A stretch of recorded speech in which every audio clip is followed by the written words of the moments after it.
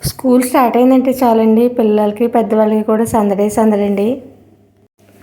మా చిన్నప్పుడు పుస్తకాలు తీసుకున్నామంటే పుస్తకాలకు అట్టలు వేయాలంటే న్యూస్ పేపర్ తెచ్చుకుని ఆ న్యూస్ పేపర్తో వేసి దాని మీద అన్నం మెతుకులు అంటించి లేదంటే సపటకే జిగిరి వేసండి అది అట్లకి బాగా అంటుకునేలా చేసి తలగడ కింద పెట్టి పరుపు కింద పెట్టి నొక్కి అవి వేసేవాళ్ళమండి. అలాగా అట్లో బయట రెడీమేడ్గా అట్టలు దొరుకుతున్నాయండి. అవి తెచ్చుకుని వేసి పిన్నెలు నొక్కేస్తే చాలా సింపుల్గా అయిపోతుందండి. కానీ అప్పుడు రోజైతే చాలా సరదాగా ఉండేవండి. సందడిగా సరదాగా పుస్తకాలకు అట్టలు వేసుకోవాలి, న్యూస్ పేపర్లు ఎత్తుక్కోవాలి, అది చాలా సరదాగా ఉండేదండి. స్కూల్కి కూడా ఒక 4-5 పిల్లలు కలిసి నడుచుకుంటూ కబుర్లు చెప్పుకుంటూ సరదాగా స్కూల్కి వెళ్ళి వచ్చేవారండి.